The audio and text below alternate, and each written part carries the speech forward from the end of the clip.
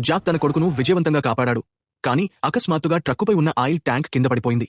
భారీ tank Jack కూతురు వైపు దూసుకొచ్చింది. పాపం, ఆ అమ్మాయి స్వర్గానికి వెళ్ళిపోయింది. జాక్ పూర్తిగా కుప్పకూలిపోయాడు. తన కూతురిని గట్టిగా పట్టుకుని ఏడ్చాడు. కొద్దిసేపటి తర్వాత తన కూతురికి జ్ఞాపకార్థం ఒక సేవ నిర్వహించాడు. ఆమె మరణం అతన్ని కన్నీళ్లలో ముంచెత్తింది. అతని భార్య తమ కూతురి మరణాన్ని ఒప్పుకోలేక తమ కొడుకును తీసుకుని తన తల్లిదండ్రుల ఇంటికి వెళ్ళిపోయింది. ఇంట్లో జాక్ ఒక్కడే మిగిలాడు. అతను భయంకరమైన ఒంటరితనం అనుభవించాడు. కాబట్టి ఒక ధైర్యమైన నిర్ణయం తీసుకున్నాడు. ఆ రాత్రి జాక్ తన కూతురి సమాధి వద్దకు వెళ్లాడు. తర్వాత ఆమెను ఒక చిత్తడి నీటి గుండా తీసుకెళ్లాడు. జాక్ తన కూతురిని పెంపుడు జంతువుల శ్మశానానికి తీసుకెళ్లాలని నిర్ణయించాడు. ఎందుకంటే ఆ శ్మశానం చనిపోయిన వారిని తిరిగే బతికించగలదు. అక్కడ ఆమెను నేలపై ఉంచాడు. తర్వాత ఒక రాయి తీసుకుని నేలను కొట్టాడు. కొద్దిసేపటికి ఆ రాయితో గొయ్యి తవ్వగలిగాడు. జాక్ తన కూతురిని మట్టితో కప్పాడు.